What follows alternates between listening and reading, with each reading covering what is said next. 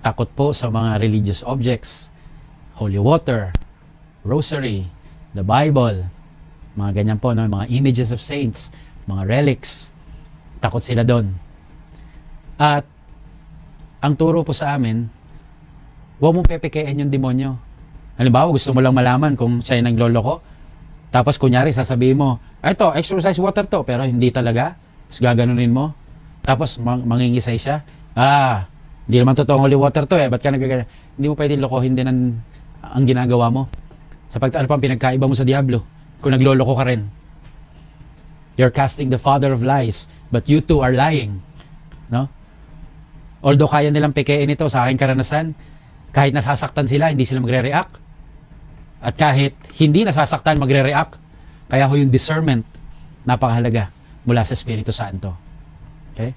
Kaya po, yan po ang 4 na mga malalakas na tanda para po malaman natin kung ang isang tao inalian. Pero meron po akong paalala sa inyo. Minsan no, makakabalita kayo na inalihan ng demonyo, no? Pero may mga ibang balita naman, ay dito, Father, iba. Sinasapian ng Santo Niño dito. Ay sa amin, Father, iba. Swerte kami. Si Mama Mary sumasanib sa kapitbahay. Let me clear that out. In the history of the world, wala pa pong pagkakataon na si Jesus o ang mga santo ay sumanib sa isang tao. No. Never. Sapagkat ang Diyos, ginagalang ang ating kalayaan. Hindi sasaniban ng tao. Kaya yung mga nababalitaan natin ang sinaniban ng Santo Niño, bigla magsasalita, ako ang Santo Niño. Pahingi ng kinde. Sabi nga ni Father Eric Santos, no? So, bakit yung candy mo ay kinde? Kasi Santo Niño de Cebu. Wow. Sumalangit na ba, Father Eric Santos, no? Mga ganyan tipo. O kaya, meron pa nga, Father, dito may sinaniban ng Holy Spirit. Pinuntahan.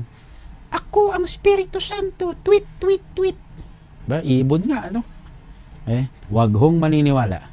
Demonyo lamang ang sumasanib sa tao. Okay? Next. May extraordinary, may ordinary. At ito'y isa lang. The ordinary demonic activity is what we call temptation. Yan. Bread and butter yan. Ordinary demonic activity. Tukso. Yun lang. No? Kaya ho, puntahan nyo si Eva Eugenio para sabihin, o tukso, layuan mo ako. How does the devil tempt or provide us occasions of sin? He will make us doubt. Tandaan niyo po yan, ha? Yan ang isa sa mga tukso ng demonyo, na pagdudahin tayo, kung mahal tayo ng Diyos, kung anak ka ba talaga ng Diyos. Tatandaan niyo ang Ebanghelyo, di ba? Siya ay tinukso ng diablo nung siya ay nasa disyerto o nasa ilang. Pero anong nangyari bago yon? The baptism of the Lord in the Jordan River. The devil must have heard. Sabi ng Ama, this is my beloved Son. Kaya ano sa ilang, sinabi ni Kristo, if you are the Son of God. You see? If. Kaya ho tayo ng mga nabinyagan, tayo pinagdududa rin ng demonyo. Oh, if you are the son or a daughter of God, bakit ka pinahihirapan? Make us doubt. Remember, during the time of Adam and Eve, nung sinabi ni Eva, ay, pwede raw po namin kainin lahat. Huwag lang itong bungang pinagbabawal kasi mamamatay daw kami. Sabi nung diablo, sinabi niya talaga yun? See? He will make you doubt. Ikaw ay pagdududahin sa iyong identity na anak ng Diyos, na mahal ng Diyos, na mahalaga sa Diyos. Kaya huwag kang magpapadaig sa demonyo. Huwag kang magduda. Okay? Next. Enticement. Pangalawang paraan po ng pagtukso ng diablo. Sa madaling sabi, yung maganda ay papapangitin niya at ang pangit, pagagandahin niya. Eengganyohin ka niya. Kaya nga sabi, di ba, sa Genesis, nakita ng babae na yung bunga ay masarap. No? Masarap kainin. Mukhang masarap to sa paningin ng babae. Kasi wala naman hong tuksong hindi madali, hindi maganda, at hindi masarap. Yun ang tukso eh. Madali, maganda, masarap. Di ba? Kaya pag nagfa-fasting ka, tutuksoin ka ng diablo na, ito, kainin mo. Okay lang yan. Enticing. Well, kung hindi ka kumakain ng ampalaya, hindi tukso ang ampalaya.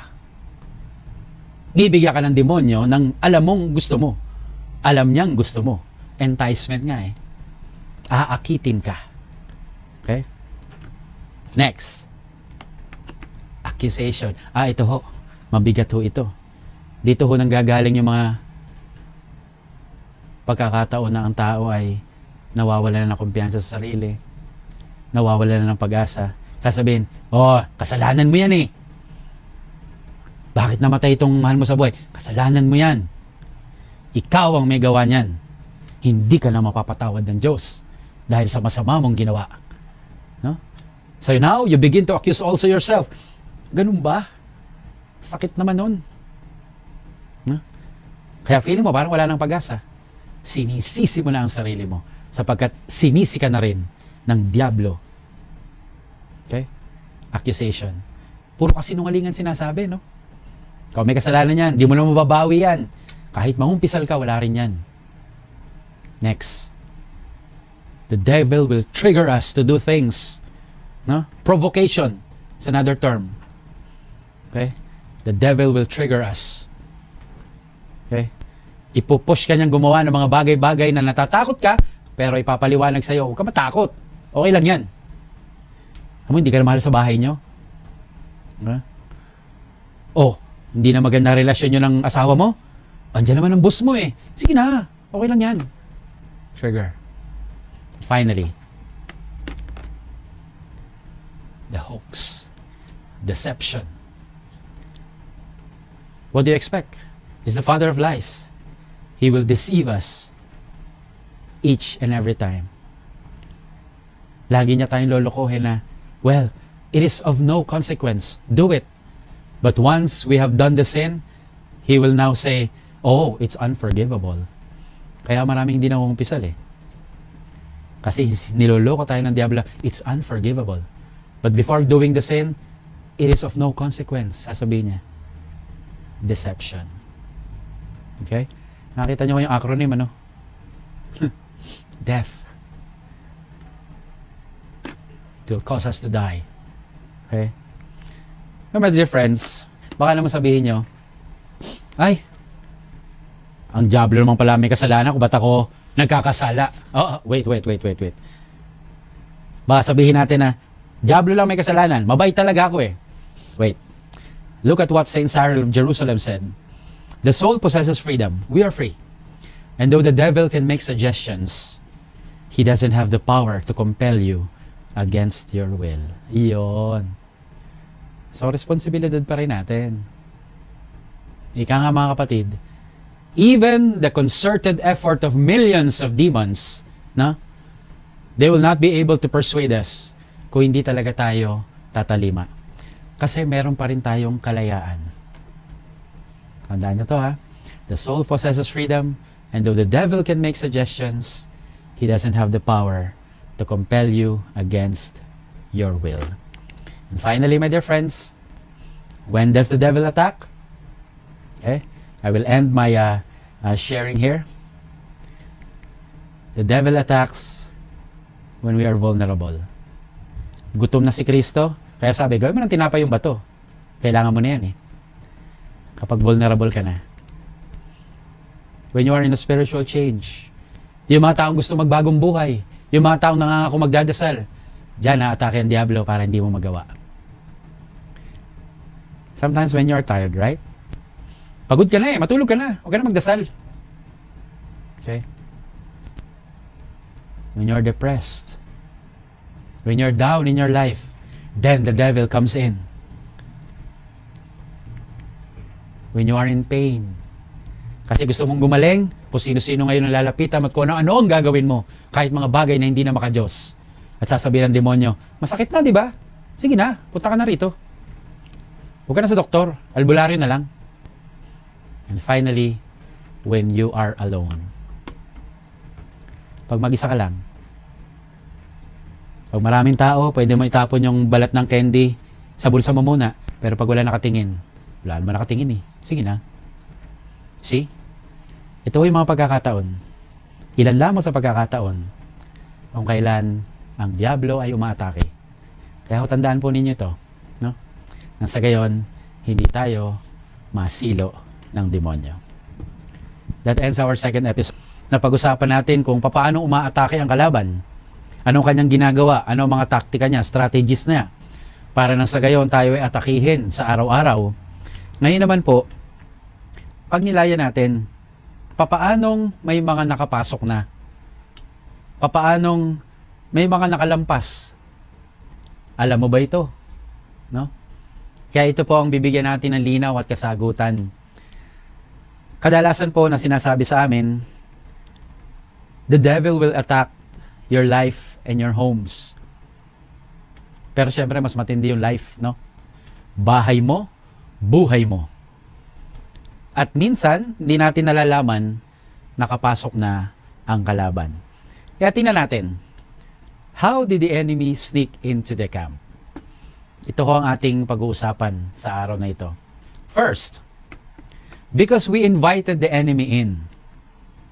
Huh? Meron ba kayo natatandaan na pagkakataon na kayo nag-imbita ng Diablo sa bahay? Hindi ko tinutukoy yung mga kaibigan ninyo, ha? May Diablo na ba sa tahanan?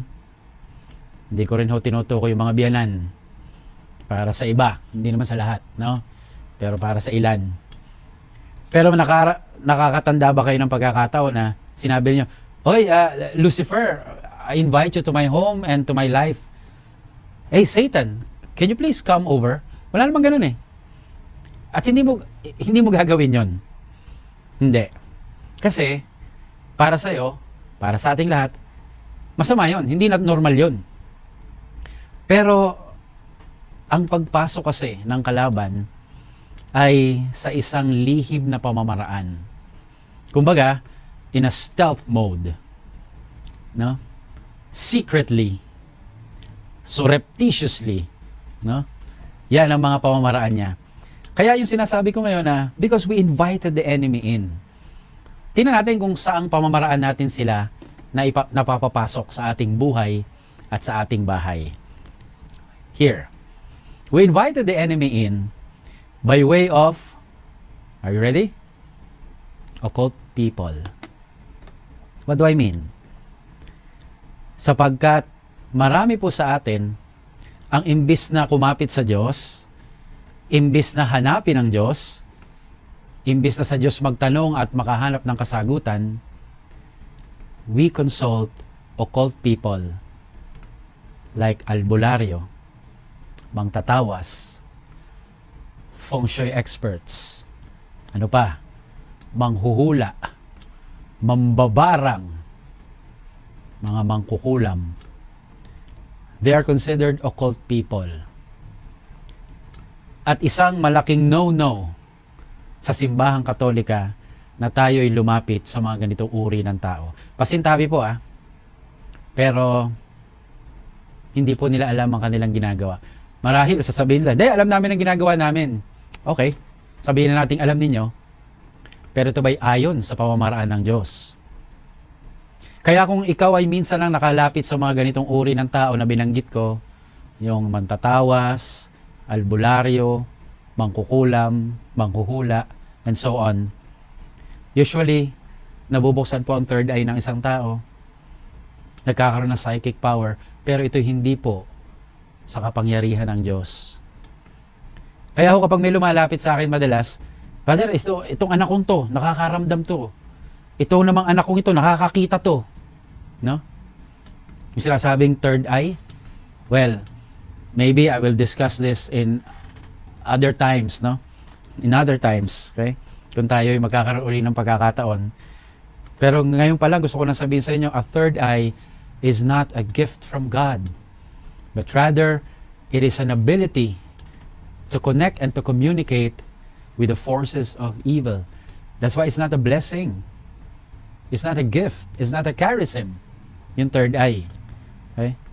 Ay, Father, hindi naman ako nakakakita eh. Nakakarinig lang ako. O hindi yan third ear. Third eye pa rin yan. At kung minsan nakakaamoy ka, kasi may amoy din ng Diablo eh. umamoy ko sa paligid, baka may diablo. Minsan mapanghe, malansa, no? Hindi yan second nose, third eye pa rin yan. At kadalasan ito'y bumubukas kung maya't maya ang ating pagkonsulta sa mga tinatawag na occult people. Okay. So yan po ang una, no? We invited the enemy in, but unknowingly, by way of occult people. Next, occult things. Nabanggit ko na minsan to. Marami sa atin talagang Katoliko sarado, kandado pa ang iba. Dami ko, Father, na mga imahen. Pinagawa ko pa dito sa probinsyang ito. Pamana pa ng lolo't lola ko. Yung mga antigo naming imahen. Okay, maganda. At dito kami nagdadasal sa altar na ito. Pero may isa pa palang altar. Ano naman yon? Yung mga pampaswerte niya sa bahay. Those are occult things. Father, hindi ako tatablan yan. Bakit? Kasi meron akong agimat. Wow. May talisman ako. Sino nagbigay niyan? Bigay ito nung albularyo kong kaibigan. Suot ko lang daw. At ako'y malalayo sa masamang spirito. Talaga? On the contrary, you're attracting more evil spirits with those things. Minsan pag nagbe-bless din ako ng mga stalls o mga tindahan, nakakatuwa naman, kahit sa tindahan nila, naglalagay sila ng Santo Niño. Pero makikita mo yung Santo Niño, may mga barya, no? Meron pa rin mga gustong ipahayag na, Santo Niño kung may barya, para swertehin tayo. Hindi po yun. Huwag ganun. Huwag gayon. Sabi nga ng mga taga Batangas. O dili kaya, may crucifix ka nga. Pero inabanggit ko dati, di ba? Meron namang kumakaway na pusa doon. Yan. Nagiging hati-hati yung ating mga pinaniniwalaan. At hindi nagiging puro ang ating pananampalataya. So, habang sinasabi ko ito, magkaroon tayo ng exercise. Kayo mga nasa tahanan, tumingin kayo sa paligid ng tahanan ninyo. Ay naku, meron pala kami kagat na coin. Naku, meron pala ako dito nakatingalang elepante. At ito, naku, yung mga arwa-arwa na pa lang yan. Lalo pa nagsisimula ang taon, di ba? Dami natin nilalagay. Bakit? Year of the ano ngayon eh. Actually, hindi ko alam kung anong year of the ano ngayon eh. Ano ba? Year of, anyway, Kasi para sa akin, it's just the year of the Lord. Kahit anong taon yan. Pero meron yung mga ox, tiger. Di ba kayo nagtataka kung bakit nagkakaloko-loko ang buhay natin? Bakit? Kasi sa hayop natin ay pag nagkakatiwala ang taon natin eh. Hindi sa Diyos. Kaya ang dami natin mga displays. Baka may bagwa ka pa dyan. Noong nakaraan po, ay meron akong dinalaw na isang tahanan. Tuwan-tuwa naman ako sapagkat sinurrender nila lahat ng mga bagay na hindi maka-Diyos. Mga bagay-bagay na wala sa usapang maka-Diyos. Occult things. Next. Occult places. May mga ganitong uri ng mga lugar.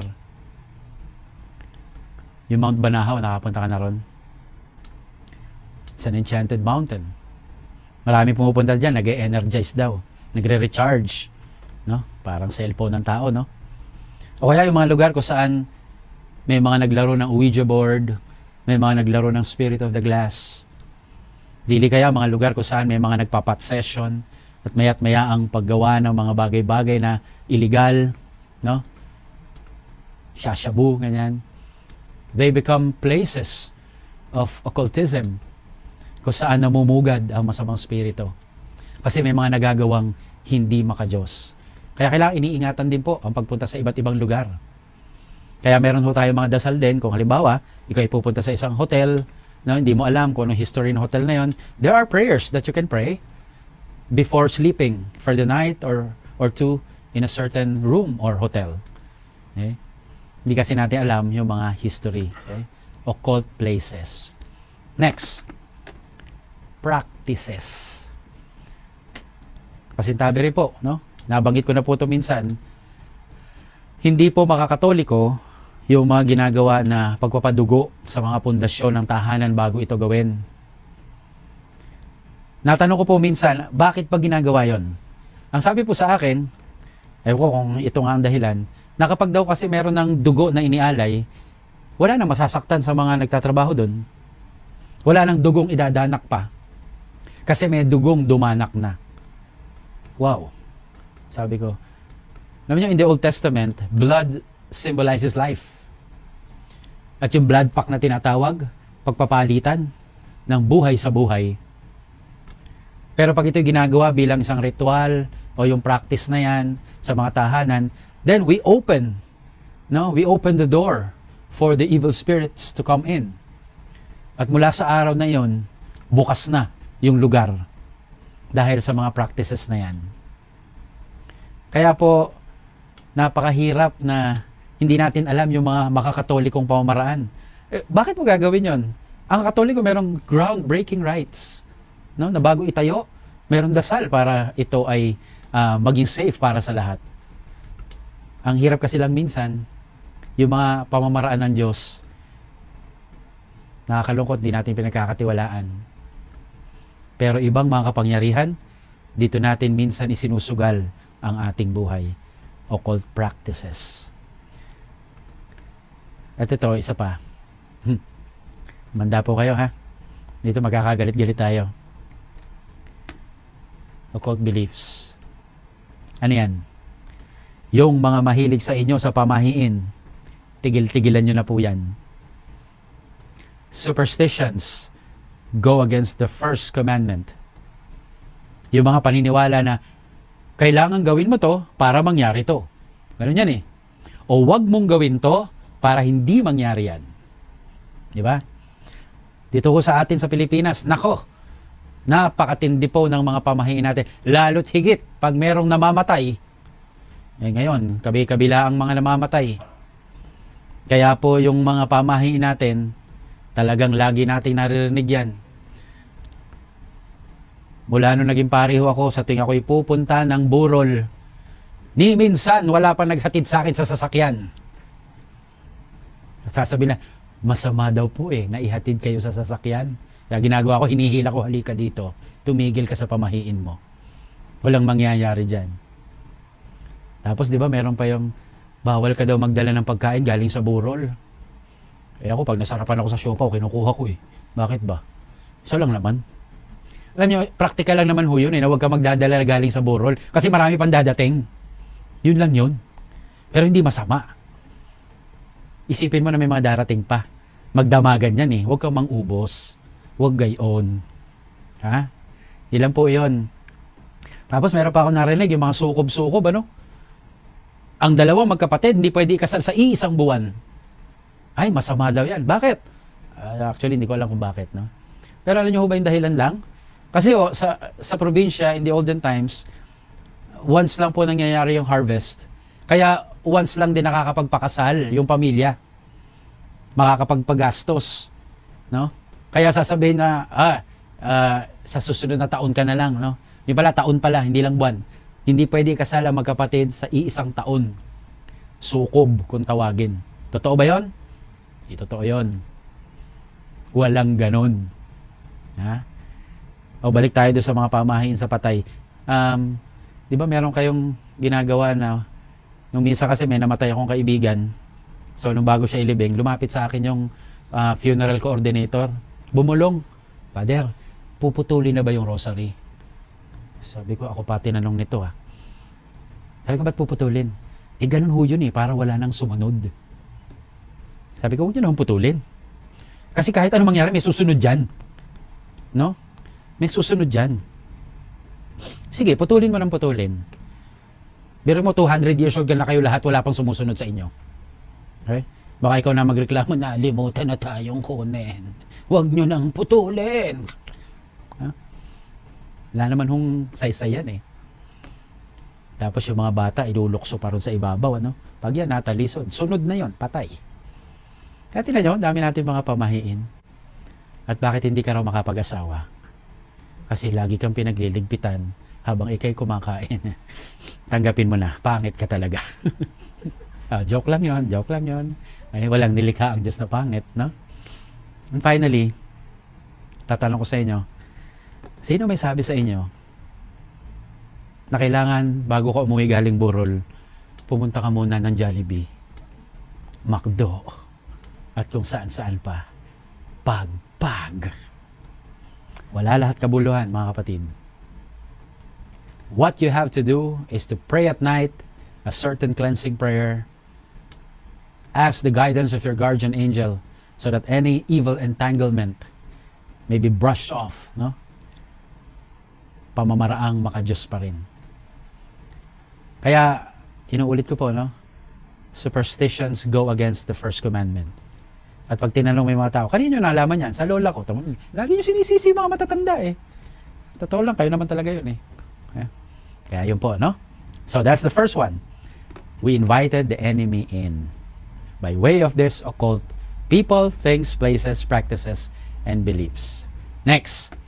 Maaaring hindi naman inimbitahan, pero kaya nakapasok?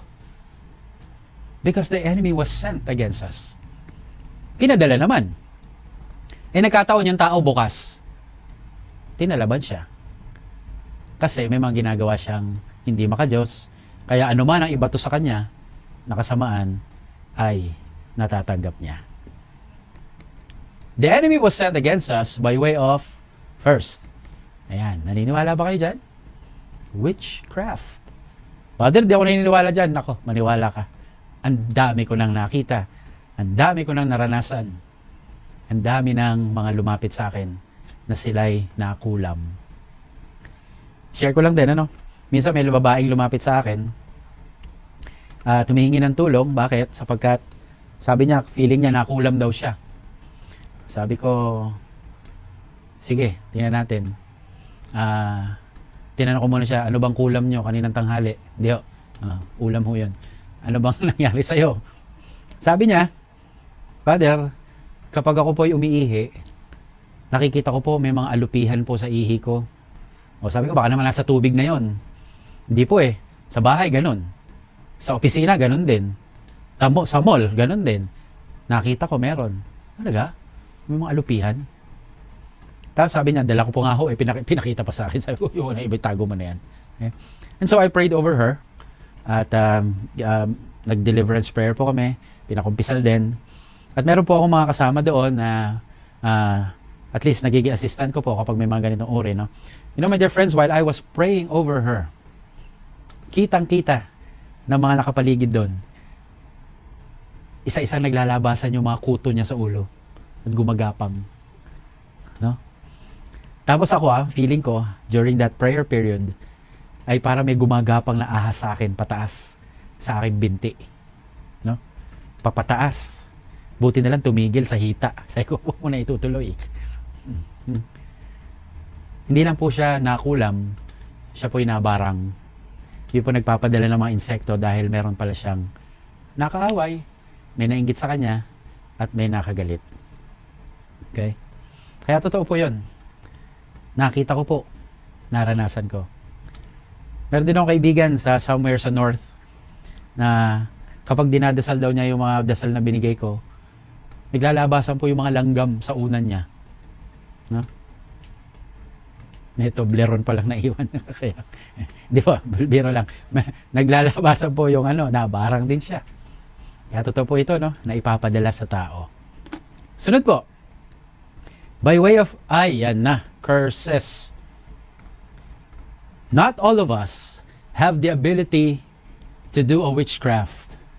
But let me tell you, every one of us has the capacity to curse someone. Kaya wag na wag ho tayong susumpa sa ibang tao. It's as good as sending the devil to them para sila'y masira ang buhay. At alam niyo po, sabi po ni Father Gabriel Amorth, yung pong Vatican exorcist, no, na yumaon na rin po siya. Sabi niya, curses become double, faster, and tougher, and worse when they are done between family members. Ayan. Halimbawa, yung tatay sinumpa yung anak sinumpa yung mga magulang o yung kapatid.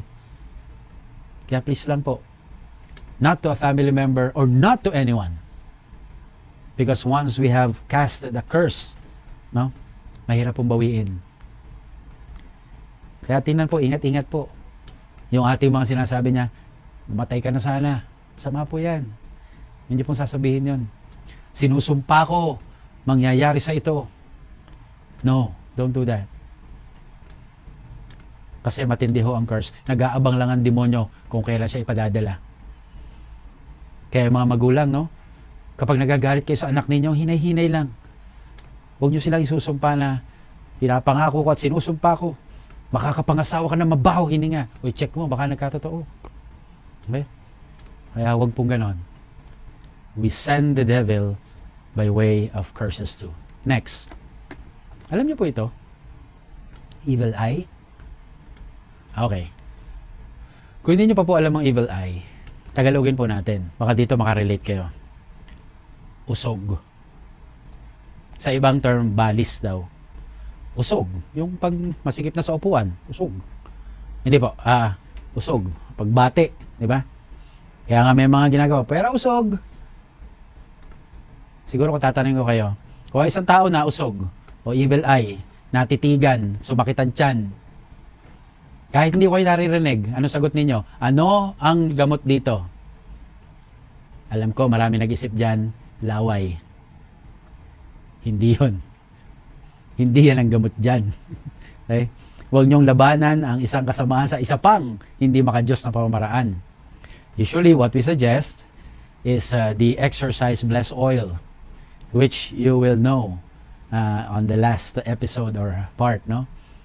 Kaya evil eye po ay pwede rin maipadala sa isang tao. Totoo po yan. Nangyayari yan. Lalo tigit kung ang tao ay bukas na bukas sa anumang entanglement at affliction. Kaya ingat din po, no? May mga tao po may ganyan, usog. And isa pa po, although these are just some, no? Yung mga evil spells po na tinatawag. Yung bang may papakain, tapos maya-maya may gusto na rin sa tao nagpakain. Alam niyo ang tawag doon, ano? Ano tawag doon? Gayuma. Sakit yan sa mga matatanda, sa tuhod. Gayuma.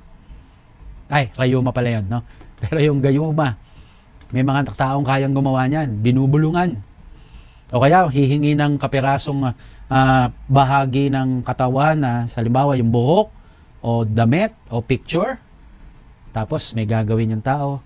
May mga evil spell na babasahin, mga orations, and then may nangyayari na rin sa tao. No? It's just part of witchcraft. But evil spells are also true. No? They happen. Okay? So the enemy was sent against us. Kaya ako nakapasok. Yung una, we invited the enemy in. Kaya nandun siya. Okay? So ito po yung hindi lahat, pero ito po yung ilan sa mga madalas na nangyayari. Ito po yung madalas na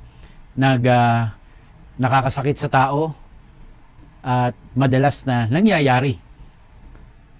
Inimbitahan o kaya ipinadala. Meron pa po. Ito medyo malalim-lalim na eh.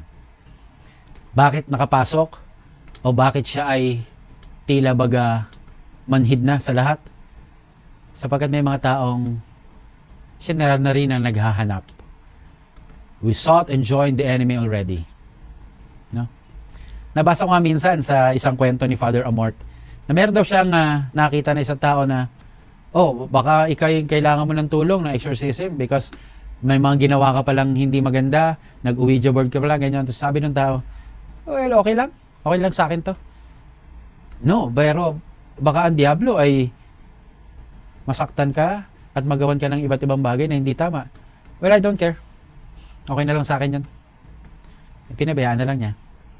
Kasi nag-decide na rin na siya magiging laban sa Diyos. No? So how? We sought and joined the enemy through yung tinatawag pong, nabanggit ko na nga yan, subjugation. Pinili na niya na mapasailalim ng masamang spirito. Yung mga nagba-blood pact, yung merong mga taong sinasanla na ang kaluluwa at hindi na tinutubos. I would rather join the devil kaysa sa mahirapan pa ako sa mundong ito. No? So mga ganong uri ng mga prinsipyo, ganong uri ng mga kaisipan. Kaya po may mga satanista, no? Kaya po may mga tao na miyembro ng Satanic Church, maybe the atheists, okay? I don't know, no? Wala naman silang pinaniniwalaan eh. Wala silang Diyos, wala ring Diablo. Kaya maybe, so okay nang bahala. And of course, yung sinful way of life. sinful way of life. Yung manhid na sa paggawa ng masama. Hindi na nangangailangan ng tulong. Hindi na nangangailangan ng kapatawaran ng Diyos sapagkat wala siyang maisip na nagawa niyang masama. Sinful way of life. Kaya po, pag-ingatan. Ito po yung mga mabibigat na mga nangyayari din sa mga tao. Kaya ho, ang kalaban ay nakakapasok. Okay? So, kung ating mo titingnan, at sa inyong pakikinig, ito po yung mga pagkakataon at mga dahilan kung bakit nakapapasok na ang kalaban. Kaya po sa puntong ito, nais ko naman hong pagnilayan natin. Ibabahagi ko rin po, ano ba yung mga palatandaan ng gawa ng dyablo sa isang pamilya, samahan, parokya, komunidad, pagkakaibigan. May mga palatandaan nga kung paano ang dyablo ay nariyan na. Kasi pwede naman sabihin sa akin, Father, doon sa mga naunang yon, wala naman kaming nararamdaman doon eh. Doon sa mga naunang yon, wala naman kaming occultism. Okay, good. Good and fine, no? At wala po kaming tatandaan na pinadala sa amin. Sapagkat kami naman po ay religious. We only stick to Catholic practices, beliefs. Palasimba naman kami. At syempre, lalo tigit, Father, hindi naman kami subjugated sa dyablo. And whenever we sin, we go to confession. Well, that is a good thing. Kaya lang mga kapatid, mag-ingat din po tayo. Bakit? Kasi may mga palatandaan din na baka hindi natin nakikita, hindi natin nararamdaman, ay ito rin pala ay tanda na ang diablo ay nakapasok na. Okay? So I hope you'll be ready for this. No? Tingnan natin ang ating mga nangyayari sa buhay, sa samahan, relasyon, pamilya, parokya, mga ministries sa church, sa opisina. Okay. Una, ang palatandaan po na nakapasok din ang kalaban ay kapag merong hiwalayan, division. May mga nagkakagalit-galit na.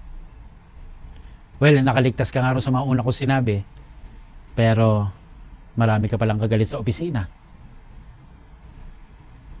Marami nang hindi nagkakasama-sama. Ayaw na nilang kasama yung dati nilang kaibigan. Kumalas na sa grupo sapagkat hindi na magkaunawaan.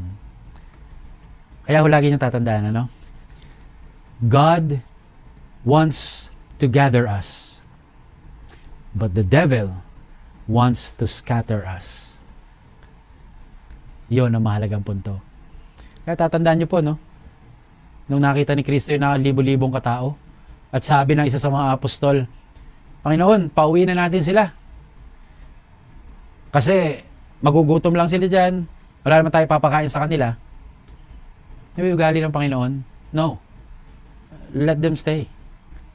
Paupuin niyo sila dyan. Kayo magpakain sa kanila. They're already here. Hindi ko ugali ang magpaalis. Hindi ko ugali ang sila ay malayo. Hindi ko ugali ang pagwawatak-watakin sila. Dito lang sila. And I always want to gather them. Kaya nga yung mga talagang sobra na yung eagerness na makapunta uli sa simbahan.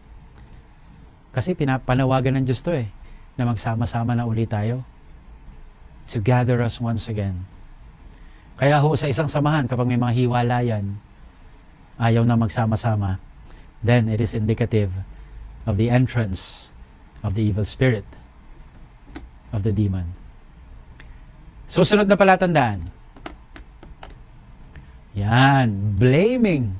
No one wants to take responsibility anymore over a certain thing, over a sin. Nagsisisihan.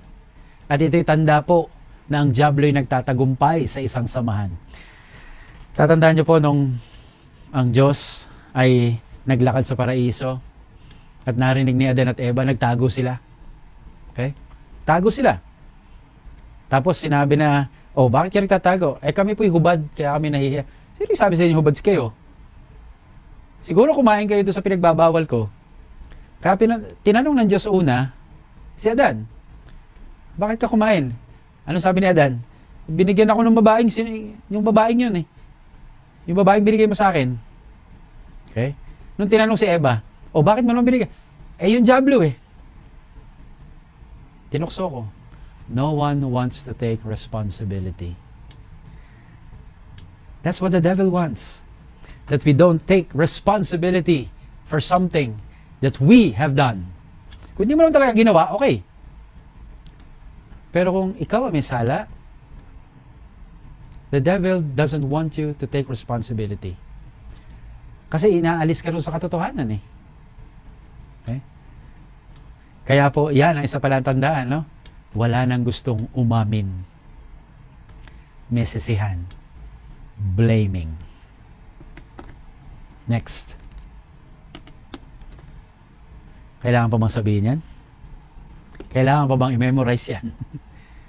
When there is murder, kapag may pagkitil na ng buhay, pag may karahasan, when there is violence, kapag may mga sinasaktan, kapag may dugong dumadanak. Yan po ang ilan sa mga palatandaan na nagtatagumpay ang diablo. Well, if it is a self-defense, according to the catechism, it's okay. Okay yan. You don't take responsibility, no? Self-defense, no? Pero pag ito ay tahasa na, hurting someone, no? Doing physical harm to somebody, then it becomes an indication that the devil has sneaked into the camp.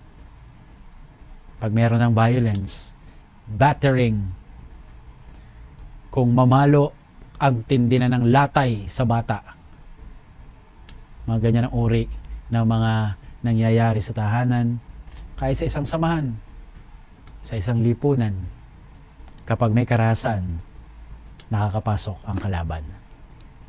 Isa pa, kasinungalinga. Bumaba lang po pero kasinungalingan, medyo na ano po lang, no? Nabitin lang yung N. Okay? Kapag meron ng kasinungalingan, there are lies. Okay? Kapag may mga ayaw na magsabi ng totoo, remember, the devil is the father of lies. And when there is lying, there is pride. Pride is the favorite sin of the devil. Kayabangan. Kaya nga po, maganda na mapaalalahanan tayo, no? Humility is truth. Okay? Ang kababaang loob ay katotohanan. Subalit ang kayabangan ay kasinungalingan. Kaya kapag meron ng mga nagsisinungaling, meron ng mga inililigaw ang tao sa tama, okay? At nalululong na sa mga kasinungalingan, then it's an indication that the devil is already in. Okay? Kaya po, mahalaga na pag-ingatan din po natin. At syempre, finally, kapag mayroong pagsuway, there's already disobedience. Kapag ang mga tao ayaw ng sumunod, kapag ang isang anak ayaw ng sumunod sa magulang, kapag ang isang pare ayaw na sumunod sa obispo na kanyang ipinangako nung siya inordinan, kapag may mga tao na gumagawa na ng iba't ibang katuwiran para hindi makasunod, para hindi makatalima, yan po ay isa sa mga indikasyon na ang diablo ay nakapasok. Kaya kung tinan nyo nangyari sa paraiso sa ating mga unang mga magulang, they disobeyed God. That's why they were driven out of paradise. Kaya gusto ko, tingnan nyo po itong mga palatandaan na ito ng gawa ng diablo, no? Maaaring sa mga una ko sinabi, hindi kayo convinced na, okay ako dyan, wala ako dyan. Pero hindi natin nalalaman. Sabi nga, the bread and butter of the devil, temptation, well, kadalasan ito ang mga nagiging bunga. Dahil sa ating pagtalima, hindi sa Diyos, kundi sa kalaban. Kaya po, balikan nyo po ito, no? Division, blaming, violence, lies, and disobedience. Kaya ngayon po ay sagutin natin yung katanungan. Who are our comrades fighting with and for us? Mahalaga po, malaman natin, makilala din natin. At yun lang pong kaisipan na, uy, may kakampi pala ako. So bukod sa aking pananampalataya, Kaya hindi ako natatakot dahil alam kong nandyan ang Diyos. Meron ding iba na nakikipaglaban kasama natin at para sa atin. Kaya ito po, no? Tinan nyo po mabuti. Kung kaya nyo pong picturean yung screen ninyo, kaya nyo isulat, ay para matandaan ninyo, gawin nyo po nang sa gayon ay hindi nyo malimutan kung sino ang pwede nating mga takbuhan. So, this is a spiritual warfare. Gera ng kaluluwa, no? Spiritual na laban. Kaya po, sa labang ito, dahil lahat tayo, sa ayaw natin at sa gusto, ay nakikipaglaban. First, we always have to look at our commander. At ito'y wala iba, syempre, kundi ang Panginoong Jesus. Our commander. The name of Jesus, the name above every other name. That great name of Jesus Christ is the most powerful name of all. Kaya minsan, pinapayo ko rin sa aking mga, tawagin natin pasyente, no? Na pumupunta sa akin, you have to say the name of Jesus. Kailangan sanayin mo sarili mo na tinatawag mo ang pangalang Jesus. Alam nyo, it's the year of Saint Joseph. At sabi nga natin, di ba, walang nakasulat na sinabi si San Jose sa banal na kasulatan. But in one part of the gospel, sinabi po doon, di ba, na yung pangalan na ibinigay ay yung sinabi ng anghel. So most probably, baka yung sinambit ni San Jose, at palagay ko, at naniniwala ko, sinabi ni San Jose ang pangalang Jesus. Sapagkat kailangan mo sabihin yun. No? Nung pagbibigay ng pangalan ni Jesus, Jesus, the name given by the angel. Marami na rin po akong mga karanasan at sinasabi rin po sa akin ng karanasan ng ibang tao na kapag sinasabi nila ng paulit-ulit ang pangalan ni Jesus, nawawala po yung takot nila. You know, my dear friends, mas gusto ni Kristo o mas sabik si Kristo na tulungan tayo kesa sa tayo na humingi ng tulong sa Kanya. No? He is more than willing to help us than we are to ask for His help. Ganon tayo kamahal ng ating commander. No? Kaya, ang pangalan na ito, ang makapangyarihang pangalan sa lahat. So remember that. Whenever you are afraid, you try. Jesus, Jesus, Jesus. In the name of Jesus, I cast you out, Satan. In the name of Jesus, I cast you out, Lucifer. In the name of Jesus, I cast you out, Asmodeus, Belial, Beelzebul. Kaya yan po ang sanayin din natin sa ating sarili. Tawagin ang pangalan ni Jesus.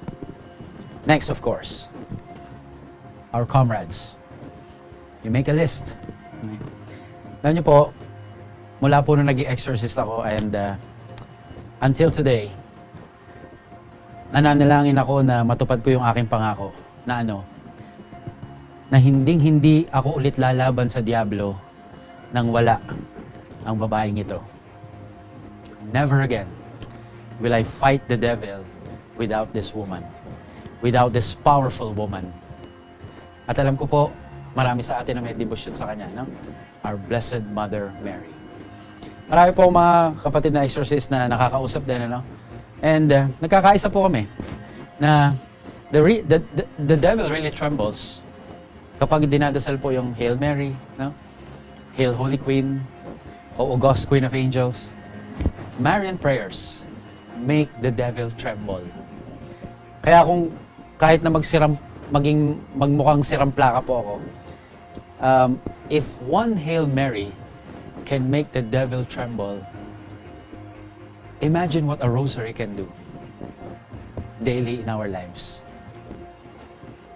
Tsaka po, si Maria, alam natin, sabi nga po sa aklat ng Genesis, I will put enmity between you and the woman. Itinutukoy niya yung serpent, no? Nung sila pong Adan at Eva ay nagkasala na at nalaman na ng Diyos, nasa harap na sila, at sinabi ng Diyos, I will put enmity between you and the woman. Alam niyo ba ibig sabihin ng enmity? Pag sinabi mong enmity, kumbaga, it's a prolonged hatred. O, ibig sabihin, yung para bagang makita mo lang isang tao, hindi mo gugustuhin mabuhay siya. Parang ganon. Enmity. I think it's deeper than hatred. And the Blessed Mother did not ask God for that. Hindi po hindi lang ni Maria yun, na siya yung magkaroon ng enmity sa devil. No. She did not ask for it. No. She did not beg for it. It was God who put that enmity between the woman and the serpent. Kaya sa tuwing babanggitin ang pangalan ng babaeng ito sa Diablo, naaalala niya yung inilagay ng Diyos sa gitna nilang dalawa. At doon siya nagtatremble, doon siya natatakot. So this woman, for me, and for many, is the most powerful woman against the devil. Okay? Kaya, kung natatakot ka, mag-isa ka sa gabi, you pray the Hail Mary. You pray the Rosary kung hindi ka makatulog dahil sa takot. Hahawakan ni Maria ang kamay mo at sana makatulog ka. Maraming beses na ko na rin naranasan yun. No? Tinutulungan ni Maria ang kanyang anak sapagkat siya ay isang ina. Next. Itong susunod po ay napaka-espesyal syempre. No?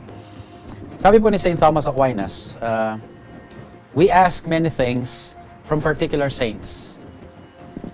For a particular need, merong inailalaan ng simbahan na isang patron. No? Alam natin yan, no? Patron of priests. Of course, St. John Mary Vianney. Patron of farmers, San Isidro Labrador. No?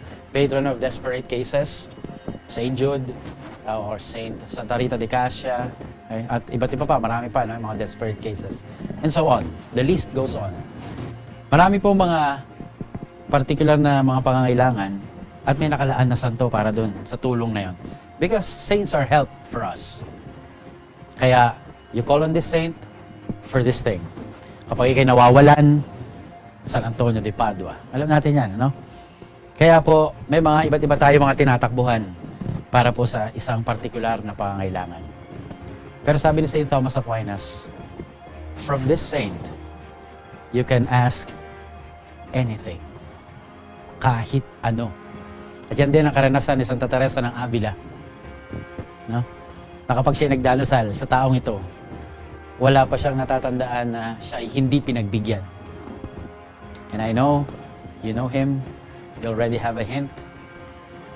It's no other than Saint Joseph. The year of Saint Joseph. The patron of the Universal Church, terror of demons, Joseph most chaste, Joseph most pure. No?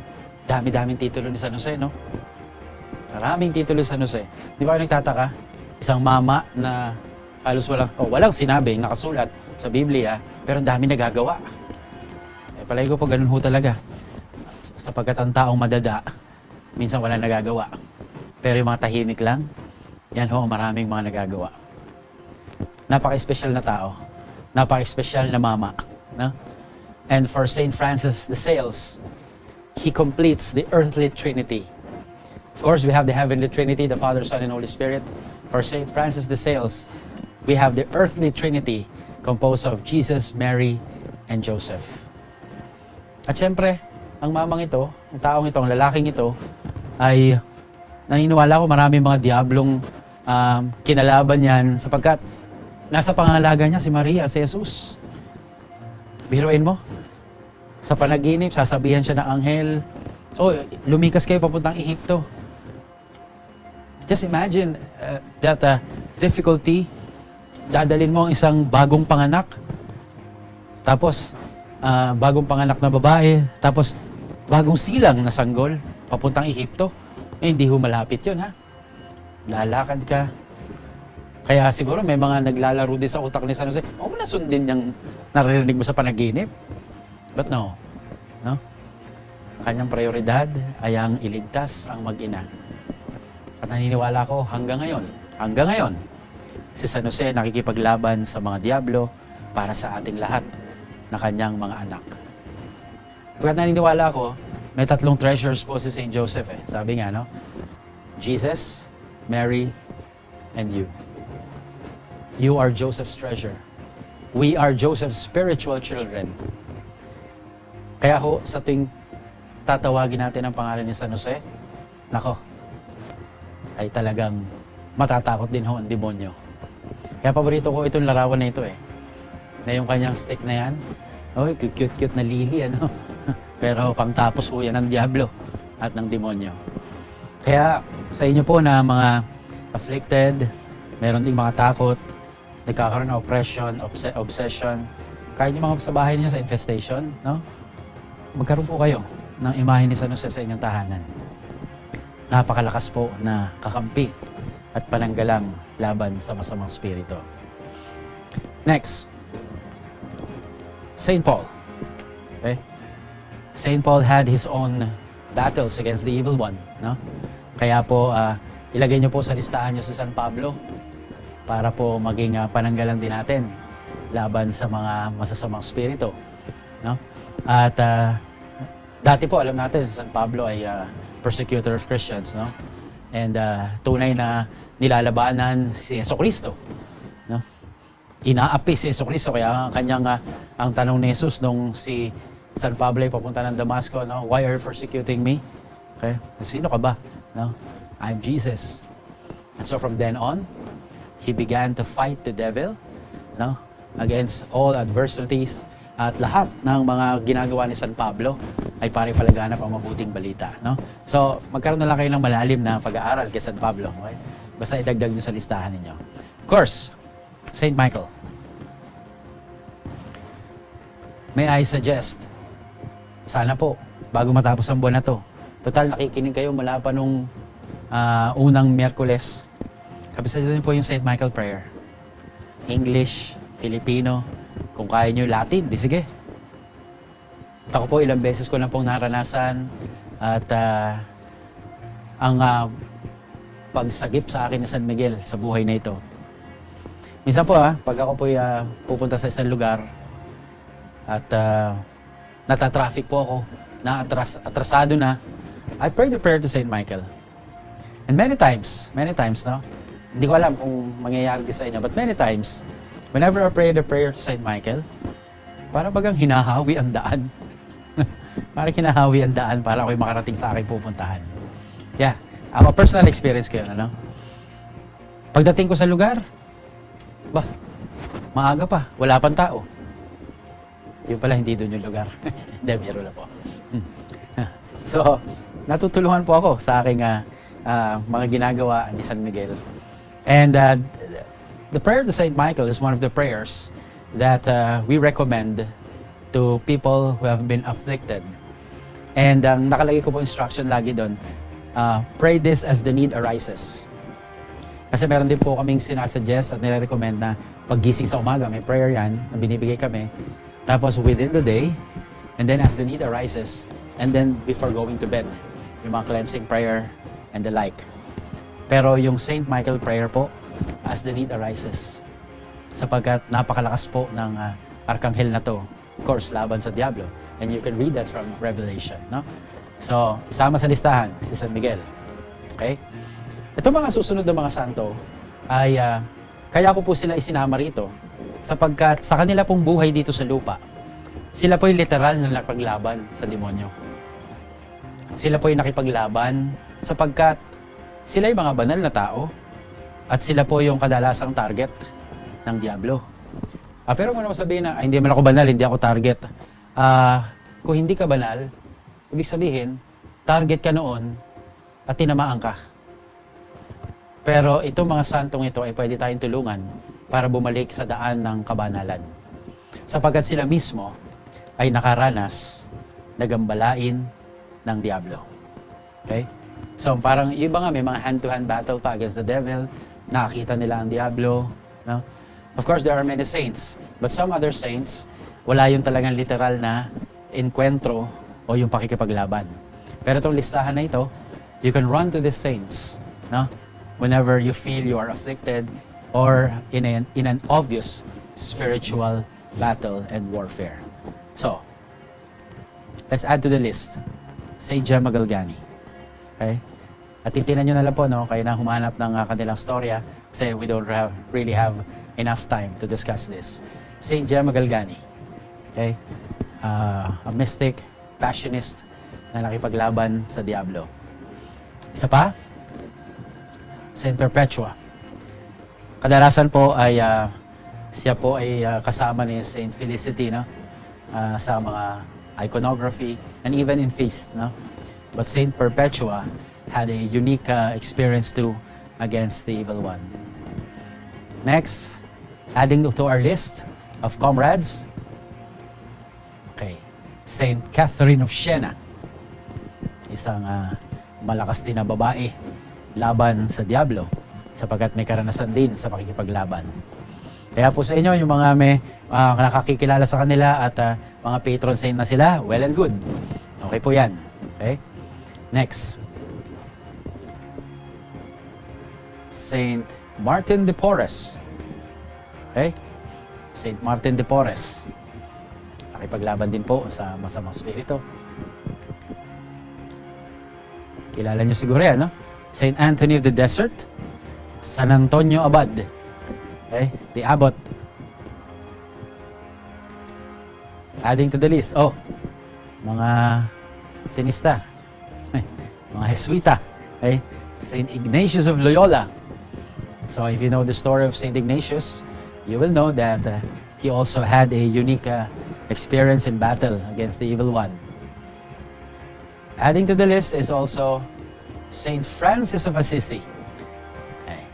Yan, yung mga maraming umiidolo sa atin dyan kay Saint Francis of Assisi, no?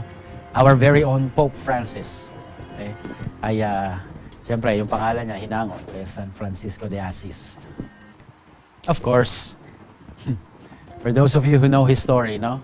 Saint John Mary Vianney. Kaya ho, isa rin sa pinagpapasalamat ko po, noong 2019, no? November 2019, hindi ko lang po akalain na ako'y ma-assign sa isang parokya na siya po ang patron. No? At sabi ko nga, hindi ko po pinili yung parokya na yon. Pinili ako ni San Juan Bautista. Oh, San Juan Bautista. Kasi bukas St. John the Baptist. St. John Mary Vianney para po doon sa parokyang yon. Okay? Kaya napakaganda rin po ng kanyang storya laban sa demonyo, kanyang pakikipaglaban sa Diablo. Okay? Of course, one of my favorite comrades and one of my favorite saints, Saint Benedict, the Abbot or Benedict of Nursia. Saint Benedict, sineselebrate po ang kanyang feast day ng July 11. No? July 11. And I was born July 12 daw. Okay? Noong time na pong yun, hindi ko pa po kilala kung sino ang nasa July 12 na saints. But my mother said, I was born evening of July 11. Kasi po natatandaan niya, nagle-labor siya nung ako po nung nagbe-birthday siya. Ang birthday ko nanay ko July 11 eh. And so, tandaan niya raw, nagle-labor siya, birthday niya. Kaya, palagay ko po, ang katotohanan ay pinanganak ako ng July 11, having Saint Benedict as the feast. Pero nung na-canonize po si Saints Louis Inzali Martin na ang feast ay July 12, sabi ko, okay na rin naman. Pwede na yun. At napakaganda rin namang date, no? But of course, I take Saint Benedict as my patron saint for exorcism. And you can take him too. Kasi napakalakas at napaka-effective din po sa masamang spirito. And of course, sino hindi makakakilala sa santong itong susunod, no?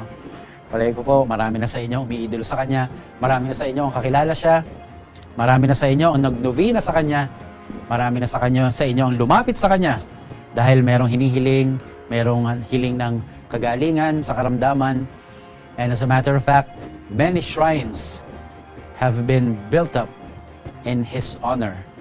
And I'm speaking about Saint Padre Pio of Pietrelcina. No? Sa inyo, na mga nakakaalam ng kanyang storya, alam nyo na siya ay nakipaglaban talaga sa Diablo. No? Pero, some points for reflection on Saint Padre Pio.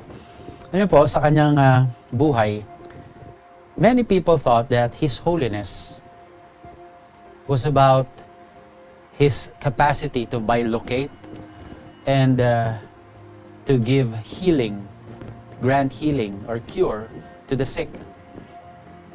Yan ang nasa isip na marami. Kabanalan yan, ang lupit. Kasi nagbabilocate yan eh. Kasi nakakapagpagaling yan. Nag-exercise din nga yan eh. Alam niyo po kung yan ang magiging basihan ng kabanalan ni San Padre Pio, may hirapan po marami. Sapagkat hindi naman lahat kaya yun. O siguro, because of His holiness, kaya niya nagagawa yun. At yun ang mas palagay ko mas totoo. Na dahil sa kanyang kabanalan, kaya niya nagagawa yung mga bagay na yun. Pero ano yung ginagawa niya, kaya siya maituturing na tunay na kabanal? You know what, my dear friends? At itong kinagagalit ng Diablo sa kanya. What was that? Kasi nung time na siya ay masyado ng napag-uusapan, tapos sumisikat na rin siya, no? You know, his superior told him, you cannot celebrate Mass publicly. Hindi ka muna pwedeng magpakita sa tao. Hiatus ka muna. Laylo ka. With all humility, he obeyed. And that's the holiness of Padre Pio.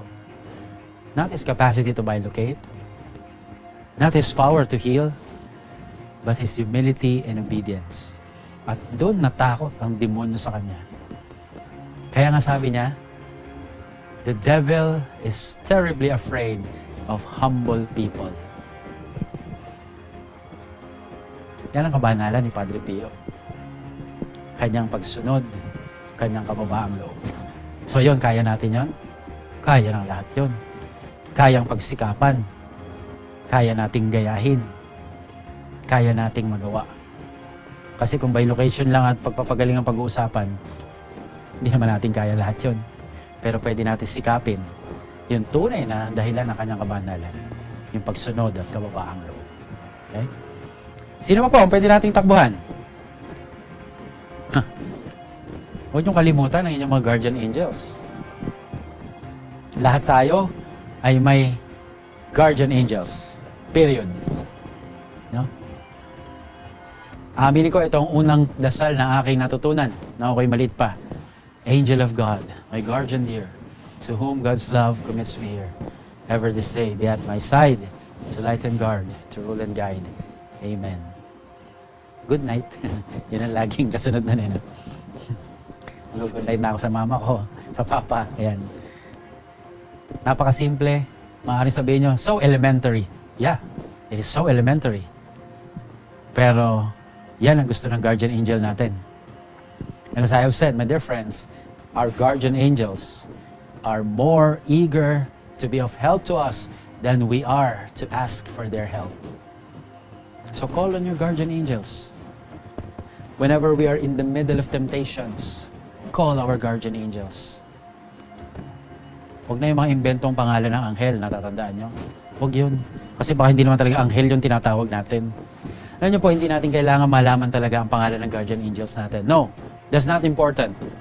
What is important is that we believe they are with us, they are beside us, na sila'y nariyan para protektahan tayo. Tawagin mo, nandyan sila. Okay? So, our guardian angels. Next, maaaring marami akong mga saints na binanggit kanina. May mga patron po about spiritual warfare. But equally powerful, although unique in every person, is your own patron saint. If you have your own patron saint, if you have been praying to a particular saint na talagang iniidolo mo, na ang buhay ay talagang binasa mo, and saints that you really emulate in your life, then they are also powerful patrons and comrades for you. Okay? Particularly for you. Yung sinishare nga ni Father Gabriel Amorth, no? Kapag siya po ay nag-exercise, kapag daw binabanggit niya yung pangalan ni Saint Michael, hindi daw ganun katindi yung pag-tremble nung demonyo. But whenever he calls on Saint Gabriel, his patron saint, kasi Gabriel Amorth siya eh, doon daw mas nakikita niya yung effect nung exorcism at nung deliverance through the power of Saint Gabriel, his own patron saint. Kaya isipin mo na ngayon, may patron saint ba ako? I suggest magkaroon ka. No? Alamin mo ang buhay ng iniidolo mong santong ito. Tingnan mo yung kanyang pamumuhay at tingnan mo kung pwedeng iakma sa iyong sarili. No? Choose a saint. Choose a patron saint. Madami naman yan. Magbasa-basa, lives of saints. No? At magiging mahalagang pananggalang siya para sa iyo laban sa masamang spirito. No? So, ang dami pang iba dyan. Saint Therese of Lisieux. Yan. O, Saint Francis Xavier. Ikaw bahala. O, Santa Mesa. Ewan ko, kasama ba yun? O, Santa Claus. Ikaw bahala. Gusto mo lagi may regalo. Okay? Kasi yun naman tinuturo minsan sa bata. O, Santa Claus. Hindi santo yun. Okay? Okay. Ano lang yun, pang Pasko. Okay? Although, Saint Nicholas really exists. No? So, yan, no? Magkaroon ka ng patron saint. Kaya ngayon pala, tayo po tinuturuan na makipaglaban. So, choose a saint para iyong takbuhan at tawagin. Okay? At hilingan ng pananalangin. Okay. So, ito mga sinabi kong ito, ay maaaring hindi mo sila nakikita at pinananaligan mo na lang na pinapakinggan ka at sinasamahan tayo. Okay? Pero, syempre, we can also go to our fellow Christians with charisms, with prayers of deliverance. Mga charismatic groups, hindi naman pinagbabawal ng simbahan yan eh. Sa katunayan, marami simbahan dyan, marami parokya, may charismatic communities, no? And through their work, yung kanila mga gawain na magtitipon-tipon at ipagdarasal lang isang tao, even the afflicted, you can ask prayers from them. No? Your fellow Christians with charisms. At syempre, sarili mong parish priest, yung pari mong kaibigan, all priests, by pray over. Alam niyo, pinagkaiba lang naman ng paring exorcist at hindi. Kami po mga exorcist, we are authorized to do the rite of exorcism. But other than that, pare-pareho lang po. No? Mga pare, dahil sa kanilang ordinasyon. Kaya kung may mga pare nanonood, tol, huwag kang matakot, tol. No? Huwag kang matakot, kaya mo yan. Kasi kung makikitaan tayo ng tao na tayo mismo takot sa demonyo, patay tayo dyan. Okay? Brad, by virtue of your baptism and your ordination, you are a comrade for the people. No? Tanggapin mo na. Okay. Huwag mo lagi sabihin na, ay hindi ko expertise yan. Tol, expertise mo yun. Yung mag-pray over, ipagdasal siya. Okay? And of course, priest exorcist by rite of exorcism. No? So yung tinatawag na major exorcism, rite of exorcism. And only exorcists can do this. Yung rite of exorcism. Power from, or authority from the bishop. So ako po, from my own bishop, Bishop Francis de Leon. Dito sa Manila, of course, beginning tomorrow, no? From His Eminence Jose Cardinal Advincula. So, yung mga exorcists po ay sa kapangyarihan at authority ng kanilang sariling obispo. And they are allowed to do it in their own diocese. But if I will exorcise someone here and do the rite of exorcism, I have to ask permission from the Archbishop of Manila. If I will do it in Caloocan, from Bishop Ambo. If I will do it in Lingayen, Dagupan, from Archbishop Sok. Ganun po yun. If I will do it in Cubao, I have to ask permission of Bishop Honesto Ongtioco. So, ganun po yun. No? Para po nakikita yung authority. Okay? Because all bishops are exorcists. Okay? So, now, ito po yung mga kakampi natin. At idudugtong ko na rin po sa hapong ito, isang mabilis, no? Yung mga bagay na dapat meron kayo sa bahay. So, aside from mga banal at mga taong pwede niyong takbuhan, ano naman yung ating mga sandata para po tayo ay tunay na makalaban, okay? Sa masasamang spirito. And this is equally important, okay? Na sana po ang bawat tahanan may mga ganito. Kung di man lahat ito, at least karamihan dito ay meron ka sa iyong buhay, kwarto, okay? So, I'll begin with this. Some say, just ignore the devil and the devil will leave you alone. Ulitin nga, just ignore the devil and the devil will leave you alone. Huwag mo lang naman galawin yan, hindi ka rin gagalawin yan. Wrong. Galawin mo siya't hindi, gagalawin ka niya. Sa sikretong pamamaraan. Sapagkat sabi ko nga, gusto niya tayong kalad ka rin sa impyerno. Kaya don't ignore the devil. Eh anong gagawin? What is the proper attitude? The truth is, if you fight the devil, then the devil will be afraid of you. Yan ang mas paniwalaan mo, kapatid. We have to fight. Hindi naman pwedeng tayo lang lagi ang kinakalaban, lumaban ka din. And if you fight him, he will be afraid of you. Uy, ba't nasama ito? Hindi po, kasama talaga yan. At kung tatanungin ko po kayo, ano nakikita nyo hawak niya? Alam ko po, kasi lahat kayo magsasabihin, a sword. But equally important is what this woman holds on her left hand. Okay? At yung shield po, ay didiscuss ko sa susunod na Miyerkules.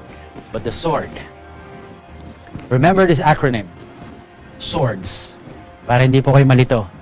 So, anong meron ako dapat sa bahay ko? Yan. Anong meron ako? Pero by the way, bago ko po ituloy ito, see to it na ang mga bagay na ito na aking sasabihin sa inyo ay dapat pinababasbasan po sa pari. Hindi ko sinasabing sa exorcist lang. Sa kahit sinong pari. Pwede nyo pong pabasbasan ito. O sige, diakono to bispo. Kasi may puro pari eh. Okay? So, swords. In spiritual warfare, especially whenever there are extraordinary demonic activity, so alam nyo na yan, ordinary is temptation, extraordinary infestation, ganyan, oppression, obsession, possession. Letter S will be exorcise, blessed, salt. Tingnan nyo po, exorcise, blessed. At meron pong particular na exorcism and blessing ng salt para maging isang efficacious weapon against the evil one. So S is salt. Next, W is water. But exercise, bless water. Ako po, all my life as an exorcist, no, ang iniinom ko po tuwing umaga hanggang sa gabi ay exercise, bless water. Okay? Father, bumabait ka? Parang hindi. No? Pero napapatid yung uhaw ko. Okay? So yan po, no? Exercise, bless water. Pwede rin pong pag-wisik sa tahanan at kung ano-ano pa ang pwedeng gawin. Okay? So, exercise, bless water. Nasaan na tayo? O!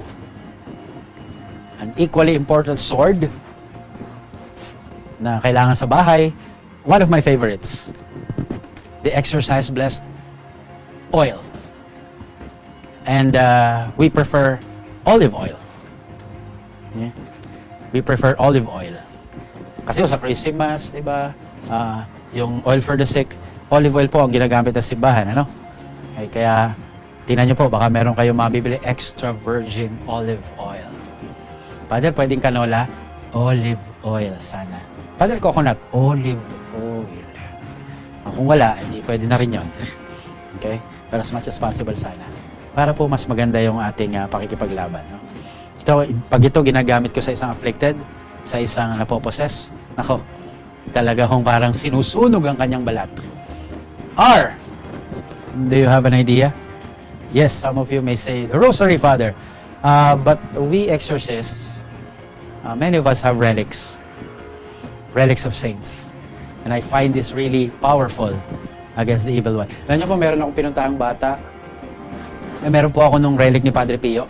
Yung kanyang blood and water na nasa isang tela. Nakabulsa lang po. Alam niyo, pagpasok ko sa bahay, sabi nung demonyo sa loob ng bata, Padre Pio, ayoko sa'yo. Hindi ako yung tinutukoy niya, yung relic na. Sabi ko, alam niya agad, no? So, relics of saints. And many exorcists use this, no? Letter D. Devotional images. Well, instead of yung mga pampaswerte sa bahay, ito ko ang ilagay ninyo sa inyong tahanan. Images of saints, not necessarily Padre Pio only, no? Kaya kung may patron saint kayo, o sino man sa mga binanggit ko, magkaroon po kayo ng mga ganyan sa tahanan ninyo. Sa kwarto, sa desk nyo sa opisina. Okay? Ano pa? Devotional images like angels, mga larawan ng anghel. Oops! 3 lang ang pangalang tinatanggap. Michael, Gabriel, Raphael. Get rid of others. Angels. And if you want names, then choose Michael, Gabriel, and Raphael only. Another devotional image, of course. Sana naman yung tahanan niyo dahil Katoliko kayo, ha? Meron kayong imahe ni Maria sa bahay. Meron kayong imahe ni Maria sa inyong desk sa office, sa kwarto ninyo. Okay? of course, the image of the Lord Jesus. Dami naman yan. Ano yung title si Jesus? No? Divine Mercy, Sacred Heart, Christ the King, Santo Niño. Yan. Basta si Jesus. Okay? So, images of saints, angels, the Blessed Mother, and of Jesus Christ. And finally, yung S, sacred objects. The things that we use whenever we exercise. Okay? So, what are these? Ito, enumerate ko lang. Yeah, we use candles. Exercise, bless candles to symbolize the light of Jesus. And we exercise and bless candles. Pag nilalagay po sa mga kwarto, ay yung prayer kasi doon, sana kung saan nakalagay ang kandilang ito, ay maging safe ang buong building o yung tahanan. Okay? We also use incense. Exercise, bless incense. Okay. Ano pa? Benedictine medal. Wear one if you can. Wear one if you can, especially when you're experiencing extraordinary demonic activity.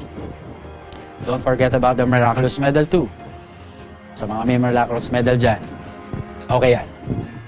Okay? Scapular. Many are wearing this. Huh? Shout out kay Alden Richards na lagi may scapular. Okay? And of course, rosary. Mas maganda po hindi sinusuot ang rosary. Hindi na dasal yan. Mahirap magdasal yung nasa liig. Kaya huwag nyo ipintas. Siyempre, hindi rin naman yung, rosary, lagot ka sa akin. Hindi ganun. Dasalin. Of course, the Holy Scriptures, the Bible. Sana may Bible kayo sa bahay, ha? At hindi maalikabok. Sana nga sira-sira na dahil laging ginagamit. We also use bells to drive away the evil spirits. Pag umuikot sa bahay, tapos nagbe-bell. And of course, lastly, the crucifix. Hospital, bahay, kwarto, opisina. Sana po may crucifix kayo. Okay? So,